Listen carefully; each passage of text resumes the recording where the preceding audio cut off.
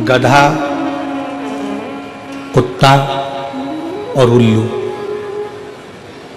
इन चारों की जो उम्र थी वो बिल्कुल बराबर की थी, 40-40 साल। मनुष्य भी 40 वर्ष का, गधा भी 40 वर्ष का, कुत्ता भी 40 वर्ष का और उल्लू भी 40 वर्ष का। सब 40 साल के थे, सबकी उम्र 40 वर्ष की थी और सब 40-40 वर्ष में रह रहे थे।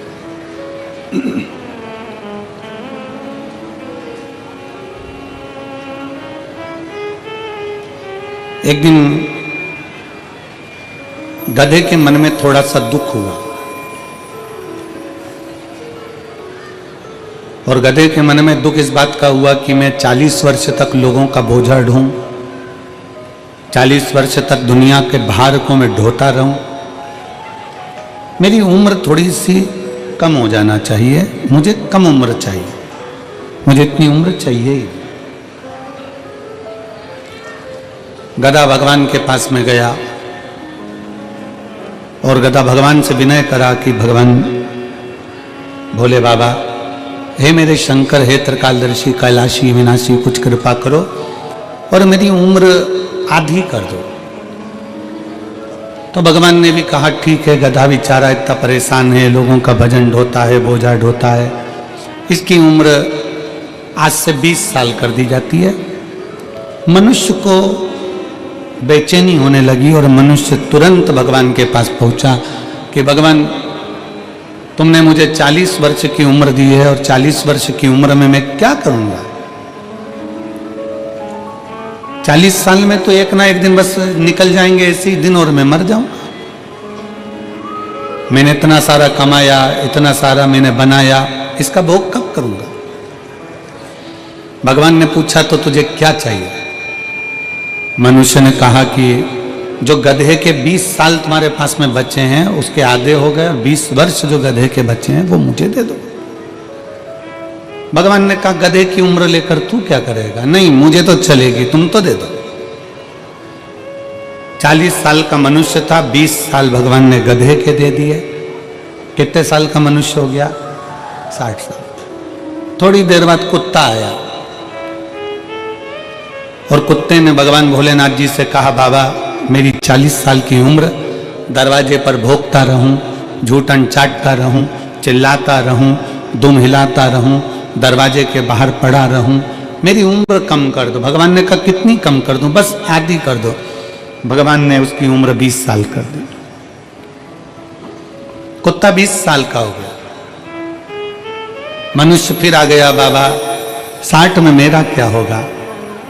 भगवान ने कहा तो फिर क्या करूं? जो कुत्ते की बच्ची है वो भी मुझे दे दो। ठीक है, ले जा। 20 साल कुत्ते की भी मनुष्य को दे दी। मनुष्य कितने का हो गया? जम के बोलो, जम के जरा, 80 का। थोड़ी देर बाद उल्लू आ गया। उल्लू ने भगवान से कहा, बाबा मैं 40 साल का और मेरी जिंदगी पेड़ों पर टंगे टंगे रात भर जगते जगते निकल जाए, ऐसी उम्र का मैं क्या करूंगा? मुझे सोने को ही नहीं मिले, रात रात भर जगता रहूं, चौकीदारी करता रहूं, ऐसी उम्र का मैं क्या करूंगा? मेरी उम्र आधी कर दो। भगवान ने कहा ठीक है उल्लू, आज से तू 20 साल का।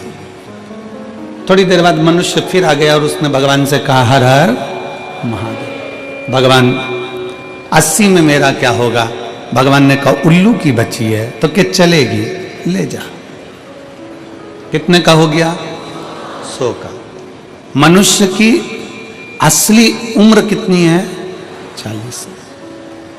40 साल वो जितना एंजॉय करता है, 40 साल में वो जितना विद्याध्ययन करता है, 40 साल में वो जितना अच्छा दिखता है, 40 साल में जो वो उन्नति की सीढ़ी पर चढ़ता है, 40 साल में जो खाता है वो पच जाता है, 40 साल में कैसे भी वस्त्र धारण कर ले तो भी सुंदर नजर आता है, 40 साल की मनुष्य की जो उम्र है वो श्रेष्ठ उम्र। और 40 के बाद किसकी लगी है? जम के बोलो, गधे के। जैसे 40 से 60 की उम्र में आता है और गधे की उम्र जो चालू होती है तो बच्चे का विवाह करना है, बेटी की शादी करना है, मायरा बनने जाना है। कंधे पर बोझ बोझ बोझ बोझ बनता चले जाता है। मकान बनाना, दुकान बनाना, फैक्ट्री खोलना, बच्चों को लायक बनाना, ये बोझ उसके कंधे पर चालू हो जाता है। क्योंकि उम्र किसकी है? गधे। तो गधे जैसा उसको बोझा ढोना पड़ा। अब 60 तक तो उसने बोझा ढोया, 60 के बाद में फिर उम्र किसकी लग गई? कुत्ता की। 80 की उम्र में आया, 60 से 80 की उम्र में जैसे ही आता है और कुत्ते की जब उम्र लगती है तो अपना कमरा छोड़कर उसको हॉल में पलंग डालकर रहना पड़ता है। घर के लोग भी कह देते हैं ये कमरा मैं बच्चों को दूंगा, मम्मी तुम्हारे पोता पोती का कमरा है, ये वाला कमरा इनका है, वो कमरा उनका है, तुम हॉल में रह जाना। 80 की उम्र आती है तो बाहर दरवाजे के पास में खटिया डल जाती है, पलंग डल जाता है, कुर्सी डल जाती है। 80 की उम्र और वहीं बैठे बैठे पूरी चौकीदारी होती है। जैसे कुत्ता दरवाजे पर रहता है वैसे 80 की उम्र में अपने को रहना पड़ता है। 80 की और 80 की उम्र जैसी पूरी होती है फिर किसकी उम्र लग जाती है? उल्लू की।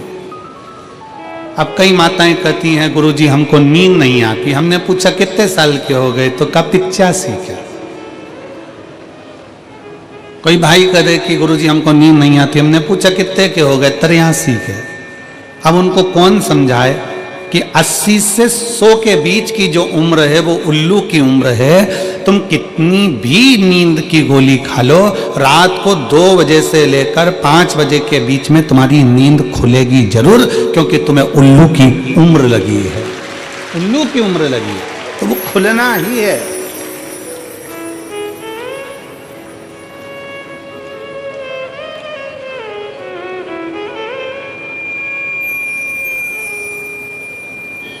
चालीस के बाद की जो जिंदगी है, 60 तक का जो जीवन है, हम दूसरों से मांग कर जी रहे हैं। अर्थात ये हमारी उम्र नहीं है। हमारी तो जो 40 साल की उम्र थी, बचपन, जवानी, अधेड़ी जो हमने निकाला, 40 तक की जो उम्र थी, खूब खाया, खूब आनंद में पचा, खूब शरीर स्वस्थ रहा, खूब आनंद की जिंदगी जी, खूब घूमने के लिए यहाँ वहाँ पूरे परिवार के साथ खूब हिमाचल उत्तरांचल ना जाने कहाँ कहाँ चले जाते थे। धीरे धीरे धीरे धीरे धीरे उम्र घटती बढ़ती चली गई और उम्र बढ़ती चली गई। अब विचार मन में आया कि अब मैं 40 का उम्र का हो गया। फिर धीरे धीरे विचार करा, बच्चे बड़े हो गए। पहले जब बच्चे नहीं थे, जब छोटी उम्र थी तो मायके भी खूब चली जाती थी। मेरी दीदियाँ आए दिन मायके जाती थी। अब बच्चे घर में जन्म ले लिए, बच्चे बड़े होने लगे तो बेटियों ने मायके जाना छोड़ दिया, क्योंकि इनकी पढ़ाई में लग गई, बोझा सिर पर आ गया। उनका एजुकेशन कराना जरूरी है।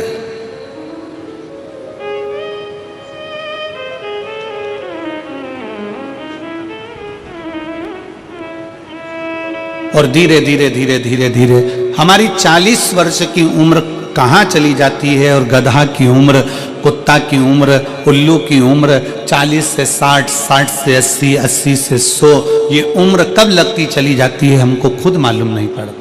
मालूम कब पड़ता है? जब वजन आता है, मस्तक पर बोझ आता है, जब एकदम घर की छोटी छोटी बहुएं, छोटी छोटी बेटियां जिनके अभी बच्चे भी नहीं हुए ना, जब तक तो वो जिंदगी अच्छी जी रही हैं, जैसे ही बच्चे जन्म ले लेते हैं और बोझा उसके ऊपर जब पड़ने लगता है, 40 तक की उम्र के अंदर जब उसके ऊपर भार बढ़ने लगता है तो फिर उसको चिड़चिड़ होने लगती है, बहुत अंदर से खचोटने लगता है।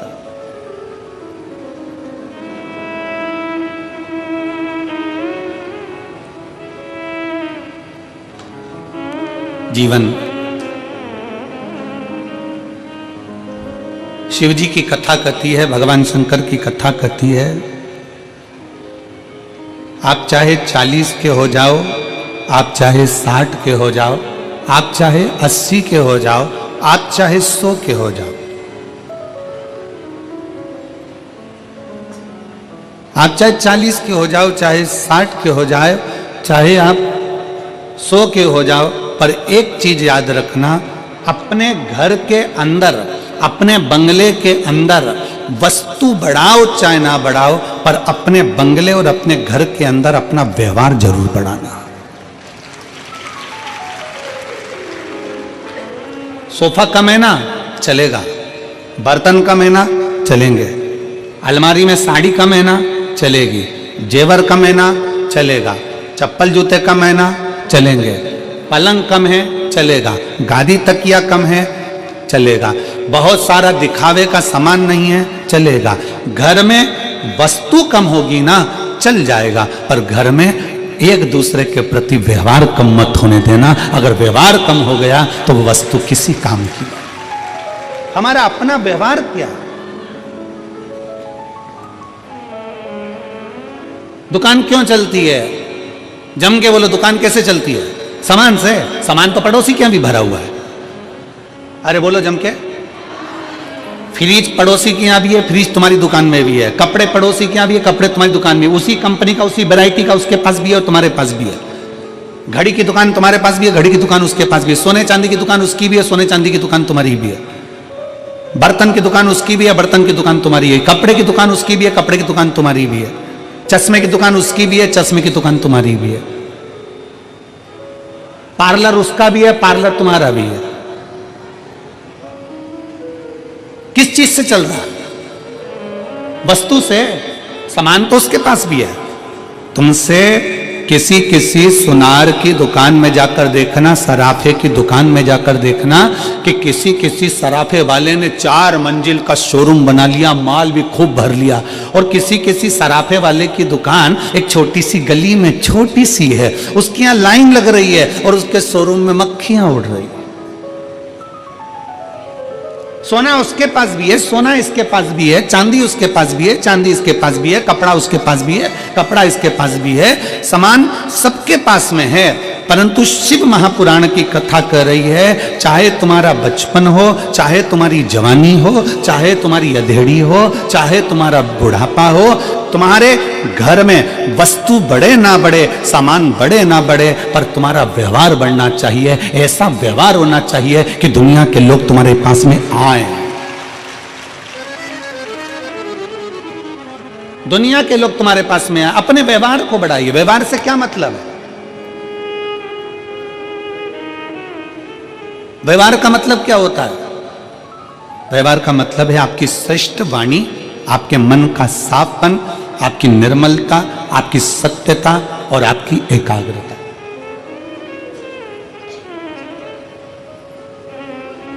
वस्तु बनाने से घर में सुख नहीं है कि हम वर्णन करें।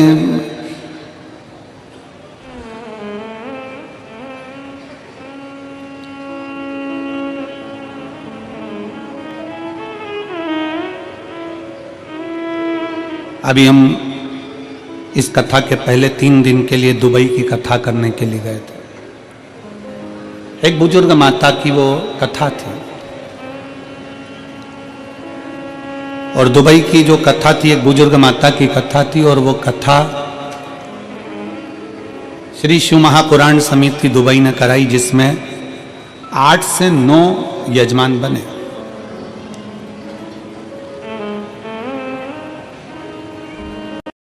अब वो बुजुर्ग माता का इतना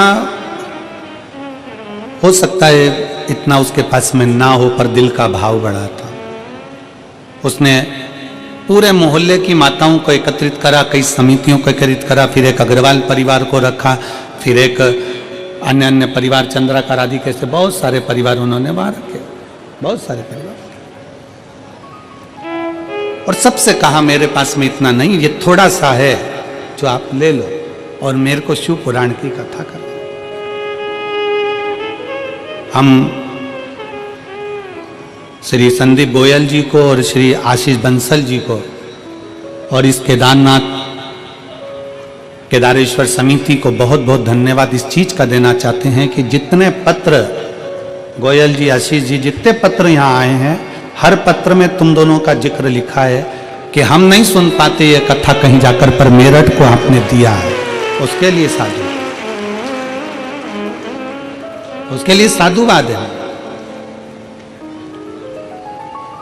कई मेरी जीजियां ऐसी बैठी हैं, कई मेरे बेटाओं ने ऐसे बैठे हैं, कई बेटियां ऐसी बैठी हैं जो नहीं जा सकती थी। उनको भगवान से हापुड़ में जाकर उन्होंने पंडाल में बैठकर भगवान से प्रार्थना करी कि हमारे मेरठ में भी कथा हो जाए। और बाबा ने सुना 3 महीने में पूरा करता है, 3 महीने के पहले मेरठ में कथा करवा दी। ये उसकी कृपा, ये उसकी उदारता, ये उसकी कृपा, ये उसकी करुणा है।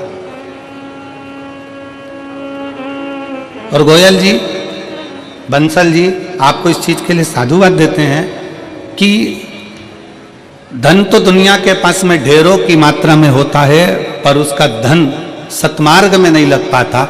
आज आपको इस चीज की बधाई है कि आपने अपने धन का सदुपयोग करा और इतने जनमानस के चेहरे पर प्रसन्नता लाकर।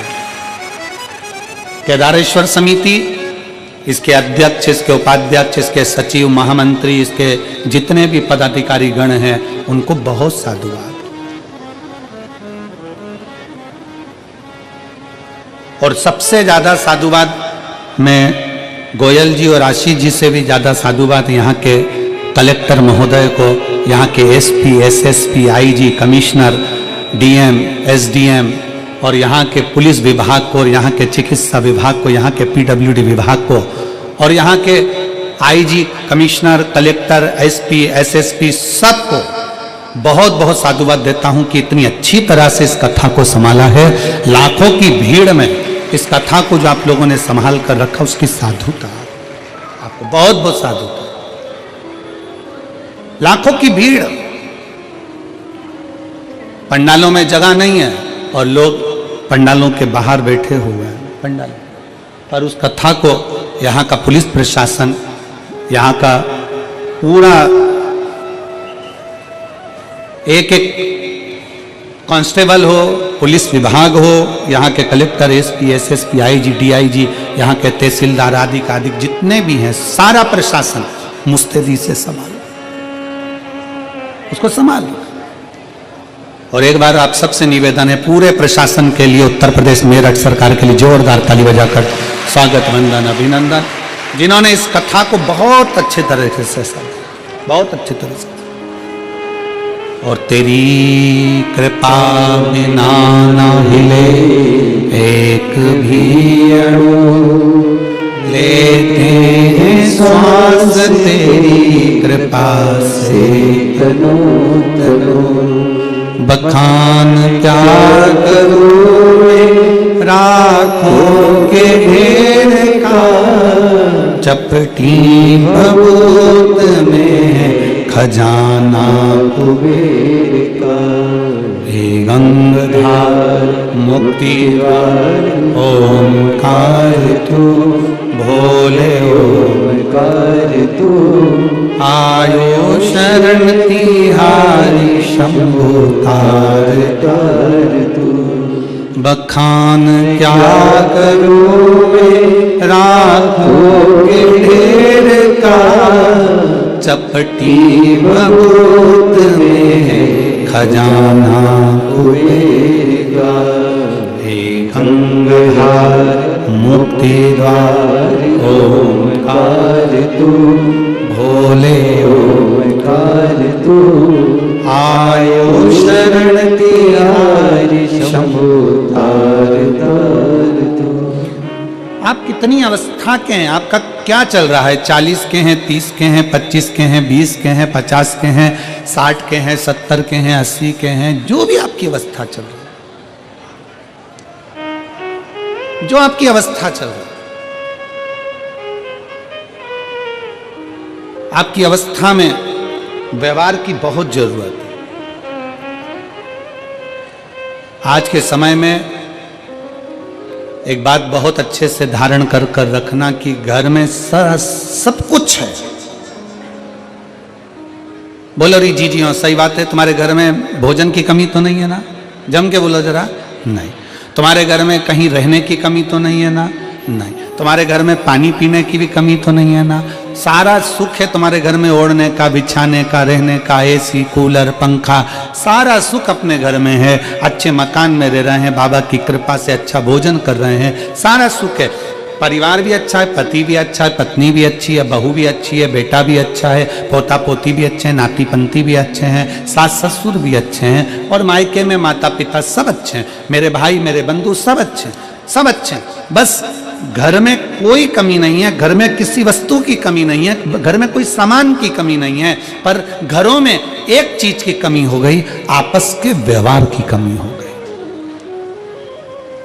हमारा आपस का व्यवहार ठीक नहीं हो पाया।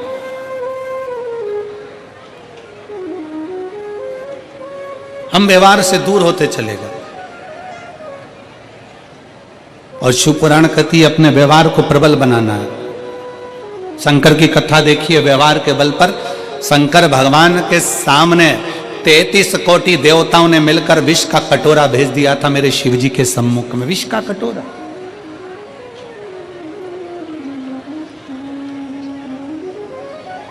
मेरे बाबा के सामने एक विष का कटोरा आ गया, शंकर जी के सम्मुख में विष का कटोरा।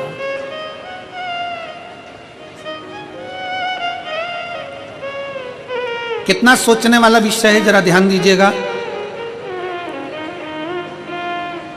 बहुत सावधानी से कथा सुनिए। जिस कथा के लिए आप लोग आए हैं ना, इस कथा को बड़े दिल से श्रवण करिए। कल एक पत्र था, वो पत्र कोई विमला दीदी हैं, उन्होंने लिखा है कि गुरुजी हम जब कथा सुनने के लिए बैठते हैं तो कहीं किताब बेचने वाले आ जाते हैं, कहीं कुरकुरा बेचने वाले आ जाते हैं, कहीं फूली बेचने वाले आ जाते हैं। गुरुजी हम हरिद्वार से रोज केवल कथा सुनने के लिए रुड़की, कहीं से रुड़की हरिद्वार के पास में है सर, रुड़की से हम कथा सुनने के लिए रोज आते हैं प्रतिदिन। हमारा 1000-2000 रुपये रोज का खर्च होता है, पर उसके बीच में भी ये लोग इतना सामान, किताब बेचने वाले, कहीं सामान बेचने वाले आते रहते हैं, तो हमारी कथा चूक जाती है और हम बड़ी आस से कथा सुनने के लिए आते। मेरा आप सबसे निवेदन है, जितने किताब बेचने वाले हों, जितने सामान बेचने वाले हों, आपसे भी निवेदन है, जितने लोग बैठे हुए कथा में अगर कोई बेचने वाला आए, उसका हाथ पकड़कर उसको बाहर निकाल कर कहना भैया कथा सुनने थे, रोड पे जाके बेचो, पर कथा श्रवण करना। जितने दिल से सुन सकते हो, जितनी ये झोली तुम भर सकते हो, उतना बटोर लो इसको। जितना दिल लगा सकते हो बाबा से, उतना दिल लगा लो तुम, जितना लगा सकते।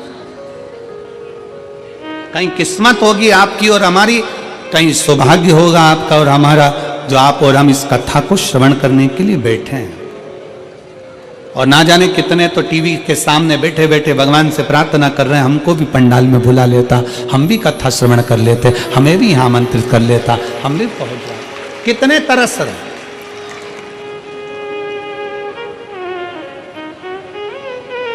आपके घर में वस्तु की कमी नहीं, व्यवहार की कमी होती जा रही है। और अपना व्यवहार हमें श्रेष्ठ बनाना। शंकर जी की कथा कहती है, शिव जी के सामने 33 कोटि देवताओं ने मिलकर विष का कटोरा लाकर रख दिया। विष का कटोरा भगवान शंकर के हाथ में दे दिया, ये विष है, ये विष।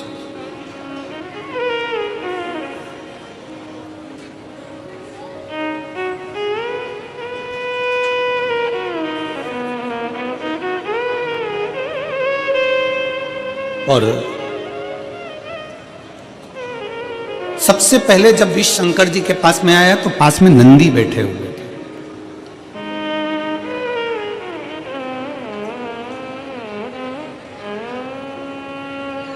शंकर जी के सम्मुख में नंदी बैठे थे। जैसे ही देवता विष का कटोरा लेकर आए तो नंदी उठकर खड़े हो गए। नंदी उठे, खड़े हुए, और नंदी ने पूछा ये क्या है, इसमें, इस पात्र में क्या है, इस पात्र में है क्या। आप सबको मालूम होगा, आप सबके स्मरण में होगा कि शंकर भगवान को जब धतूरा चढ़ाया जाता है, धतूरा देखा है आप लोगों ने, जम के बोलो जरा, देखा है, तो कांटे कांटे होते हैं। शंकर भगवान को जब भी धतूरा चढ़ाया जाता है, शिव जी को जब भी धतूरा दिया जाता है, तो धतूरा चढ़ाते समय नंदीकेश्वर शिव का नाम लिया जाता है। बेलपत्री आप चढ़ा रहे हैं, आप जो भी जप करें स्मरण करें वो आपके ऊपर है। आप चावल चढ़ा रहे हैं वो आपके ऊपर निर्भर है, फूल चढ़ा रहे हैं वो आपके ऊपर निर्भर है। पर जब हम भगवान शंकर का अभिषेक कर रहे हैं, पूजन कर रहे हैं, शिव मंदिर में जा रहे हैं, आपको कहीं से धतूरा मिल गया, कोई कामना है आपकी, धतूरा भी कई बार कामनाओं से चढ़ाया जाता है। तो धतूरा जब हम चढ़ा रहे हैं, शंकर को समर्पित कर रहे हैं, तो नंदीकेश भगवान का नाम लेकर, नंदीकेश्वर शिव का नाम लेकर चढ़ाए, मतलब नंदी की आज्ञा लेकर कि हम ये धतूरा शंकर भगवान को दे रहे हैं। और हमारा विश्वास करता है कि नंदी हमारी जो दुख है, हमारी जो समस्या है, हमारी जो तकलीफ है, जब मैं धतूरा बाबा को चढ़ाऊंगी, नंदी तेरे से आज्ञा लेकर चढ़ा रही हूं, जिससे ये धतूरा मैं जब शंकर को चढ़ाऊंगी तो नंदी मेरे दुख को मिटाने के लिए तो भोले बाबा को अपनी पीठ पर बिठाकर मेरे दरवाजे तक लेकर आएगा, इसलिए तेरी साक्षी में चढ़ा रही हूं। ये धतूरा मैं तेरी साक्षी में चढ़ा रही हूं, ये धतूरा मैं तेरी साक्षी में दे रही हूं।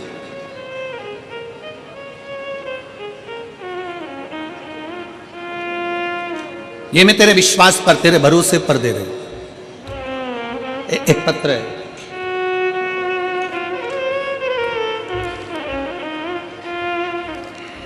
मैं रीतु त्रिवेदी,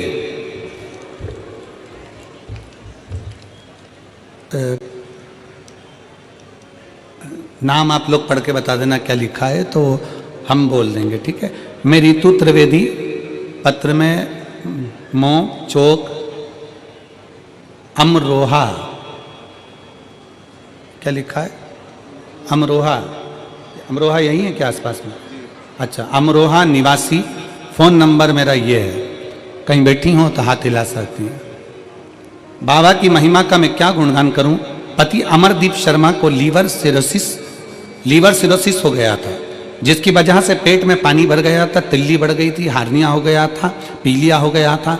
हमने अमरोहा के 4-5 बड़े बड़े डॉक्टरों को दिखाया, उन्होंने कहा ठीक होने का कोई चांस नहीं दिखता, कोई लीवर बिल्कुल खराब हो गया है, इनकी सेवा करो क्योंकि हाथ पैर में बहुत ज़्यादा सूजन आ गई है, इनका इलाज लीवर ट्रांसप्लांट ही करना पड़ेगा जो दिल्ली में है। मैंने सोचा हमारे पास तो पैसे ही नहीं हैं। अमरोहा मुरादाबाद 3 महीने में जो पैसे थे वो लग गए, सब रिश्तेदारों के फ़ोन उठाना बंद कर दिया। मैंने बाबा से प्रार्थना की, बाबा क्या मेरी लाज नहीं रखोगे? मैं क्या हो गया? मैंने तो आपको जल चढ़ाना प्रारंभ कर दिया, क्या गलती हो गई बाबा? तब हम उनको दिल्ली के ILMBS हॉस्पिटल में लेकर गए। तबीयत ज़्यादा खराब हो गई, उनका ट्रांसप्लांट करना पड़ेगा, ये दिल्ली के हॉस्पिटल में बोल दिया गया, ILBS में बोल दिया गया।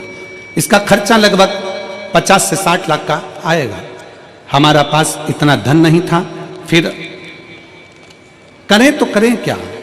हमने भी बाबा का नाम लेकर कह दिया कि कहीं से भी पैसे की व्यवस्था करेंगे, आप तो ऑपरेशन की तैयारी करो। अब ट्रांसप्लांट करने के लिए लीवर की जरूरत पड़ेगी, कहाँ से दोगे? रिश्तेदारों की मदद नहीं मिल रही। बाबा के भरोसे पर 1 लोटा जल शिव को समर्पित कर बाबा से विनती करी, और विनती करी बाबा से, और सब दूर हमने फोन किया पर कोई चांस नहीं लगा। आखिरी में करें तो करें क्या? क्या चीज हो मेरे पास में नहीं, सोचती हमारे पास तो क्या है, कुछ भी नहीं। जब मेरे पास में जब कुछ भी नहीं, तो बाबा पर आश्रित होकर 1 लोटा जल समर्पित कर बाबा को विनय कर दी। और गुरुदेव मैं क्या वर्णन करूं, लीवर तो बदलना था, कक्ष में भी लेकर चले गए, पर 9 नवंबर 2023 को भर्ती करा, 10 नवंबर को उनका ऑपरेशन होना चालू हुआ। ऑपरेशन के लिए लेकर गए तो जांचें पूरी चालू हो गई, और जांच करने पर वापिस बाहर आकर डॉक्टर बोले कि इनका लीवर डैमेज नहीं है, लीवर ने काम करना प्रारंभ कर दिया। अब हमारे पास में तो पैसा नहीं, तब डॉक्टर ने कहा काउंटर पर जाओ और तुम्हारा पूरा हिसाब बना लो। काउंटर पर पहुंचने पर हिसाब बनाया तो हिसाब में भी 1 रुपया देने का नहीं निकला। मैं बाबा को यहाँ धन्यवाद देने के लिए आई हूँ। कहीं बैठी हो, रीतु त्रिवेदी, अमरोहा निवासी, कहीं बैठी हो तो आ सकती हैं बेलपत्र लेने के लिए। शिव तत्व की प्राप्ति इसी को करते हैं।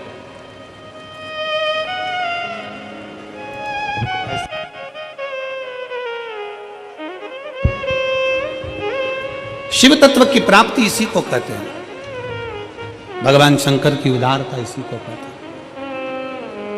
शिव जी के पास में, भगवान शंकर के पास में विष का कटोरा पहुंचा है, विष का कटोरा।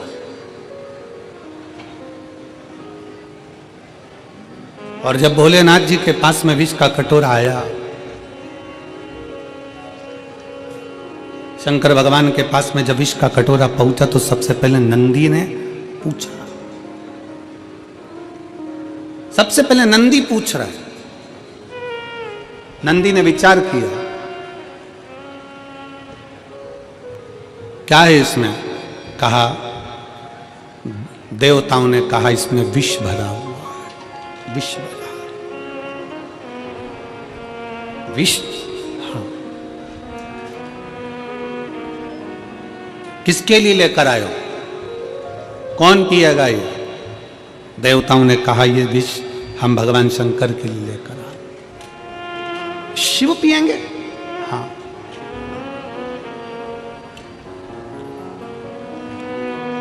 नंदी की आंख में से आंसू बहने लगे।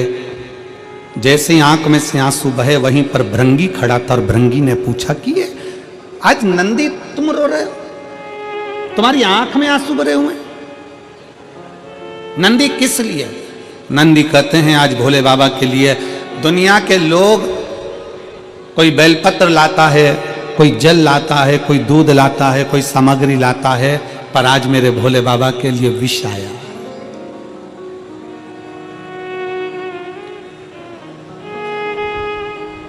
आज मेरे शंकर के लिए विष आया।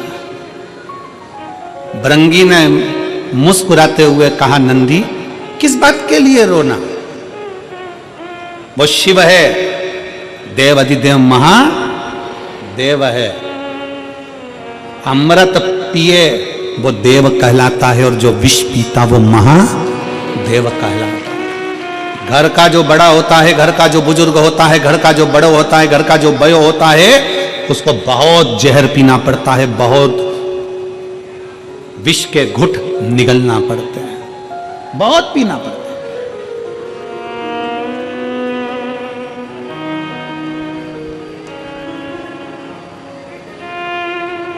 दुख झेलना पड़ता है। घर का बड़ा जो होता है ना, घर का जो बुजुर्ग होता है, मेरा सभी माताओं से निवेदन है, मेरे घर के बुजुर्गों से निवेदन है, मेरे सम्मुख में बैठे हुए माता पिताओं से निवेदन है कि एक बात अपने भीतर उतार लो। 60 के बाद तुम्हारे सिग्नेचर तुम्हारे ऑफिस में नहीं चलते। चलते हैं? अरे जम के तो बोलो नहीं। 60 के बाद तुम्हारे सिग्नेचर तुम्हारे ऑफिस में नहीं चलते तो तुम अपने घर में क्यों चलाते हो? 60 के बाद अपने भीतर एक बात अंदर उतार के रखो कि 60 के बाद मुझे ऐसे रहना है जैसे अपने घर में एक बच्चा रहता है, सबसे व्यवहार बनाकर, सबसे प्रेम रखकर, किसी को टोकना नहीं है, किसी को अपशब्द कहना नहीं है, किसी को ताने देना नहीं है। अपनी चिड़चिड़ प्रवृत्ति, अपने भीतर का क्रोध, अपने भीतर का चिड़चिड़पन मुझे आज कथा के पंडाल में छोड़ देना है और घर जाऊंगी तो ऐसी जाऊंगी जैसे निर्मल हृदय से जाते हैं। अपने क्रोध को घर पर छोड़ दो, अपने क्रोध को पंडाल में छोड़ दो, अपने भीतर की जो चिड़चिड़ प्रवृत्ति है, जो अहंकार है, जो क्रोध है, जो हमारे भीतर का क्रोध समाया हुआ है, वो फेंक दे। और हम क्या करते हैं? हम ये विचार में रहते हैं, बहू को कुछ नहीं आता, बेटों को कुछ नहीं आता, बेटी को कुछ नहीं आता, दामाद को कुछ नहीं आता, छोटे भाई को कुछ नहीं आता, छोटी दुल्हन को कुछ नहीं आता, इसको कुछ नहीं आता, उसको कुछ नहीं आता, बस केवल अपने को। ना 60 की अवस्था के बाद में ये विचार करना है कि हमको थोड़ा सा संभाल कर अपनी जिंदगी को जीना है। खूब अच्छे से रहो, एक से बढ़कर एक साड़ी पहनो, एक से बढ़कर एक सूट पहनो। 60 के बाद में तुम खूब अच्छे कपड़े पहनो, हम मना नहीं करेंगे, खूब अच्छे अच्छे जेवर पहनो, आभूषण पहनो, रतन माणिक मोती पहनो, अच्छा अच्छा खाओ पियो, एंजॉय करो। पर इतना याद रखो कि 60 की अवस्था के बाद में अपनी वाणी पर थोड़ा सा संयम रखो, अपने व्यवहार को प्रबल बनाओ, अपनी वाणी को प्रबल बनाओ, मिठासता से परिपूर्ण बनाओ, मिठासता से। आज के जमाने में सबसे बड़ी बीमारी एक ही है, वो है शुगर की बीमारी। कौन सी बीमारी? जम के बोलो जरा। शुगर की बीमारी। पहले के समय में मेरी बुजुर्ग माताएं बैठी हैं यहां पर, जितनी बुजुर्ग माताएं हैं उनसे पूछना कि पहले के समय में शुगर होती थी क्या? जम के बोलो जरा। नहीं, पहले के समय में चाय इतनी मीठी पीते थे कि होठ चिपक जाते थे, और चाय पी के सो जाते थे तो चींटी चिपक जाती थी। बोलो सही है कि गलत है? और इतनी सी चाय पीते थे क्या? हाफ कप पीते थे क्या? नहीं।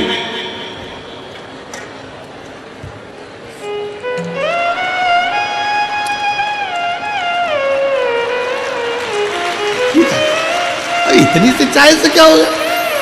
तुम सोचो जरा, विचार करो कि इतनी सी चाय पीते थे। नहीं, दूध पिए इतना गिलास भर के, लोटा भरकर, मक्खन खाए ढेर सारा, खूब मीठा मीठा लड्डू पेड़ा, भोजन करे तो